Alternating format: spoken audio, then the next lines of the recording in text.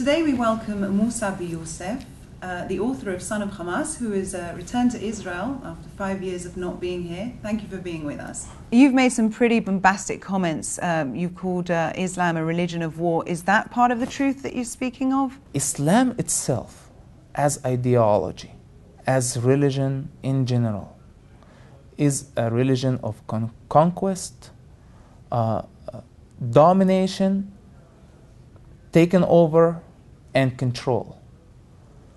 It is a religion of war. Now, how can we understand that? We understand it simply through the behavior and the life of Muhammad, that Muslims consider as the highest authority of their lives. The Islamic ideology that I witnessed for, and this is not the radical Islamic ideology, because I was in many arguments with many Muslim denominations, and we know that there are common things that all of them agree on. Jihad is one of them. And if all Muslim denominations and colors believe that jihad by sword, killing by sword for the sake of Allah is justified, then we have a problem. From what I understand, actually making a film about Muhammad. Can you tell us more about this film? The idea came first when I was trying to have a conversation with my sister about solid facts about the life of Muhammad. And my sister was arguing with a denial. And I wanted to understand why she was denying what I was confronting her with. I love her, and I was trying to help her see that this is not a good way for her life. She could not see that because Islam is not only a religion in her life. Islam is an identity to her. Now, living in this modern world and being convicted with teachings of the 7th century caused lots of problems in one person's life. And I lived that conflict. And I finally came over that conflict, and I want to help my sister and the new generation to find the way out. People who get the perfect picture of Muhammad, those are the people who are considered most dangerous terrorists, because they know that they have to follow the steps of their prophet of what exactly he did. This is the best encounter idea ever for all extremism, terrorism that came out of from this region. I am coming from that background, and I graduated from an Islamic Sharia law. I am familiar with the language of the Quran that most Muslims don't. Coming from a household that started somehow the Islamic Sunni revolution in the entire Middle East area. What we're seeing right now in Egypt, the Muslim Brotherhood, this is, my father was from the early leaders of this movement that's happening right now. So Islam has been my project, and I've done lots of sacrifice for that project.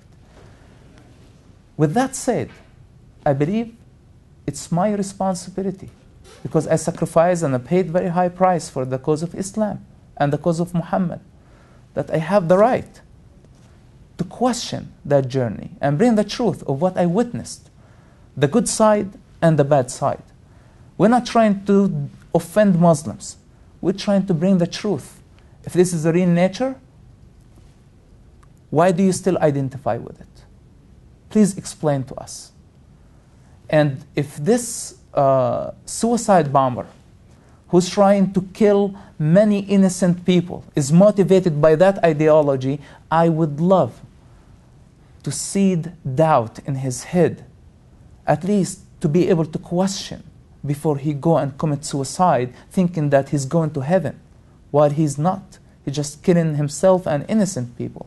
You've mentioned your sister. Are you in touch with any of your family, and how are the ties there, and how do they feel towards you? You know, what really breaks my heart the most, that all my brothers and sisters I raised them like my children because my father was gone most of his time fighting for the cause of Hamas. And as a young boy, I took responsibility for them. And it really breaks my heart that I cannot talk to them. They're like my children somehow. Actually, two of them at least used to call me Baba. They used to think that I was their father. Growing up thinking that I am the man of the house. My relationship actually to my siblings are much stronger than my father's relationship to them. And I ask myself, why can't I talk to those kids? You know, to me, they're still my little brothers. I don't care. And I know what's on their hearts. I know the way to their minds. But they cannot talk to me because simply they can put themselves in a very awkward position with the society. If they did not disown me for real, in front of everybody, they will tell people that they are partnering of what I'm doing. Do you think that you'll have any trouble finding financiers for the Muhammad project? Because it's so controversial, obviously there is an issue with depicting Muhammad on screen. Do you think you're going to have trouble getting investors interested in the film? The only argument that Muslims will have is to put Muhammad as a picture on a camera. And what we're trying to convince Muslims with, that first of all, Muhammad never said, don't put me on a camera, because there was no camera around the days of Muhammad. So if Muhammad himself did not ask not to be put on a camera, and we are going to put him in a way that is described in the most trusted Islamic books, then where is the problem? I believe that the problem is a political problem. And the problem is that the religious authorities who control the entire Middle Eastern region wants Muslims to stay living in ignorance. This is a very challenging project. And so far we did not ask people for production finances yet, but we have development or developing money, which did not have a problem to find.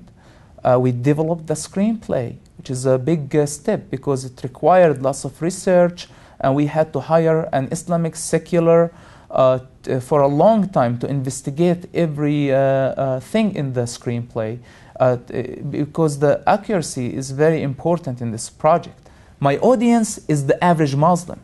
The religious person knows the truth, but they lie to themselves and lie to the rest of the world.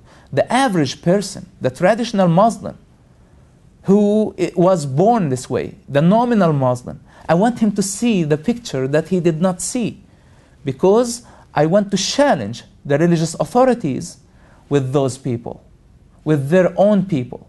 It becomes an ideological conflict that will lead to intellectual maturity in the entire region that will build an amazing future. This is a very challenging project.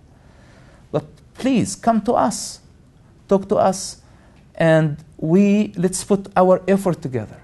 If somebody with finances, somebody with a vision, somebody with an idea, we already have the screenplay, let's unify our power to bring the truth as a free world. I'm not asking Christians or Jews against Muslims.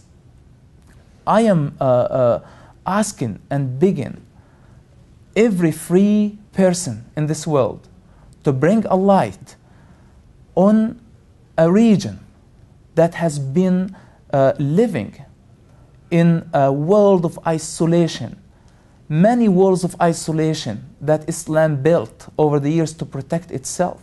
And today we have this powerful media, and the new generation can watch and see and make a judgment.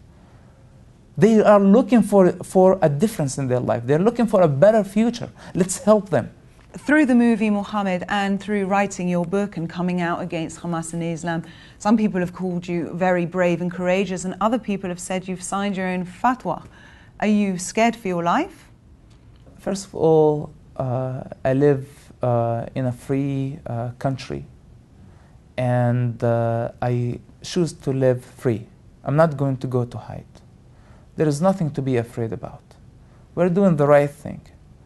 And we do it with the power of the truth, not the power of conviction not the power of opinion or idea, the power of the truth and the truth alone.